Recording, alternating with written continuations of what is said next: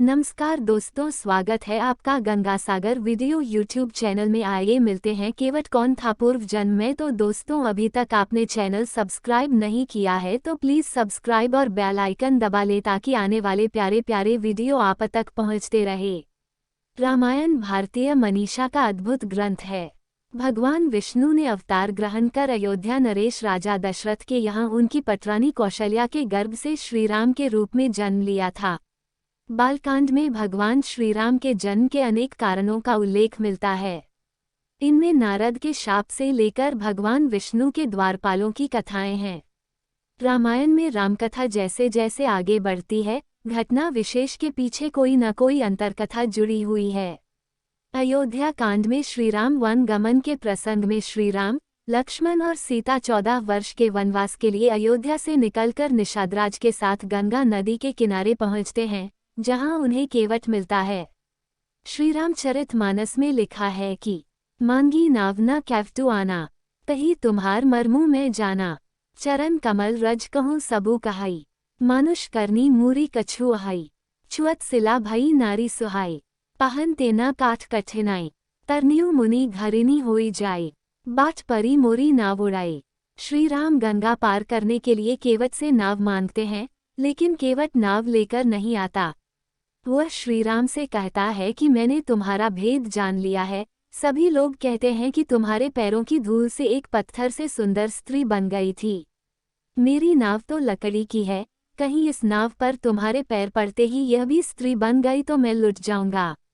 यही नाव मेरे परिवार का भरण पोषण करती है।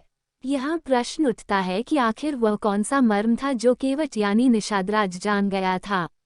इस संदर्भ में एक कथा मिलती है।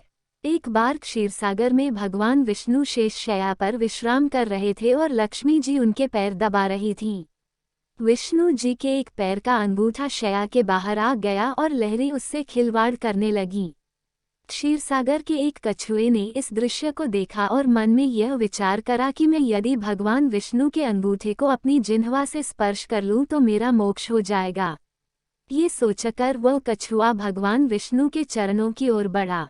उसे भगवान विष्णु की ओर आते हुए शेषनाग जी ने देख लिया और उसे भगाने के लिए जोर से फुंकारा। फुंकार सुनकर कछुआ भागकर छुप गया।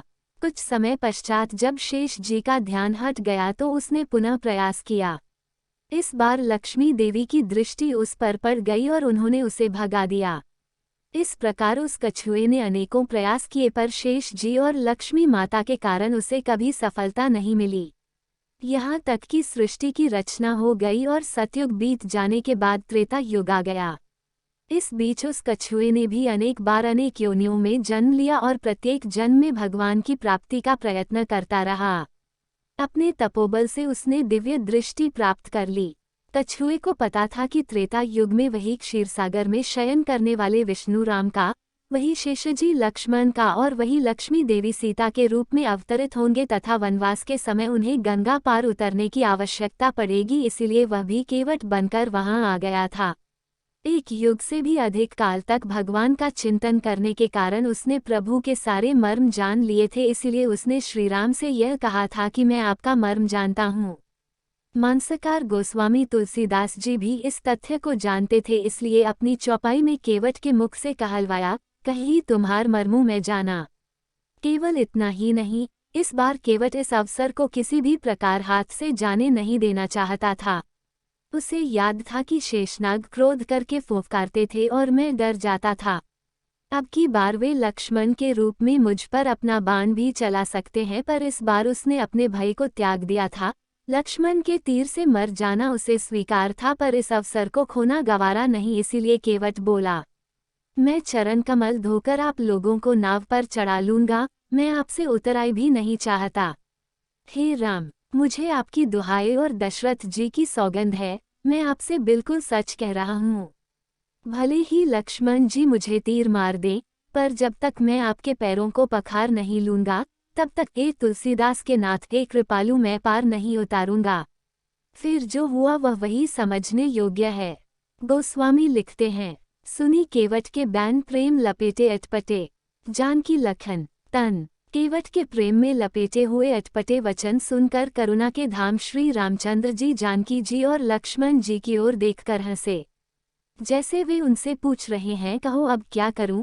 उस समय तो केवल अंगूठे को स्पर्श करना चाहता था और तुम लोग इसे भगा देते थे, पर अब तो ये दोनों पैर मांग रहा है। केवट बहुत चतुर था, उसने अपने साथ ही साथ अपने परिवार और पितरों को भी मोक्ष प्रदान करवा दिया। निषादराज और लक्ष्मण जी, सीता जी और राम जी नाव से उतरकर रेत बालू में खड़े हो गए हैं। तब केवट ने उतरकर प्रभु को दंडवत प्रणाम किया है। सोचने वाली बात यह है कि गंगा जी के उस पार तो केवट बड़ी अकड़ दिखा रहा था। जैसा कि गोस्वामी तुलसीदास जी ने लिखा है, जासु नाम सुमृत एक बार, उतरही नर भव सिंधु अपारा, सोई कृपालु केवट ही नेहोरा, जेहि जगु किया तेहु पगहु ते धोरा। एक बार जिनका नाम स्मरण करते ही मनुष्य भवसागर से पार उतर जाते हैं और जिन्होंने वामनावतार में संसार को 3 पग से भी छोटा कर दिया था, अर्थात 2 ही पग में त्रिलोकी को नाप लिया था, वही कृपालु श्री रामचंद्र जी गंगा पार उतरने के लिए केवट का निहोरा कर रहे हैं। लेकिन गंगा जी के इस पार आकर केवट द्वारा भगवान राम को दंडवत प्रणाम करने का कारण ये था कि गंगा जी के उस पार केवट ने प्रभु के चरण नहीं पकड़े धोए थे, इसलिए वह अकड़ दिखा रहा था। लेकिन जब प्रभु के चरण पकड़ धो कर केवट गंगा जी के इस पार आया तो उसे यह एहसास हो गया कि अब अकड़ने से नहीं बल्कि अब तो चरण पकड़कर रखने से ही काम चलेगा। केवट कहता है कि मैंने बहुत समय तक मजदूरी की, विधाता ने आज बहुत अच्छी मजदूरी दे दी, आपकी कृपा से अब मुझे कुछ नहीं चाहिए। फिर भी आप यदि मुझे कुछ देने की बात कहते ही हैं तो फिर 3 बार आप मुझे जो कुछ देंगे वह प्रसाद में सिर चढ़ा कर लूँगा। तब करुणा के धाम भगवान राम ने पवित्र भक्ति का वरदान देकर उसे विदा किया। तब जाकर केवट का उद्धार हुआ। दोस्तों, आज के लिए बस इतना ही। वीडियो अच्छी लगी हो तो गंगासागर वीडियो चैनल को सब्सक्राइब और बेल आइकन का बटन दबाना ना भूले। वीडियो अंतर देखने के लिए बहुत बहुत धन्यवाद। जय श्री कृष्णा, जय श्री राधे।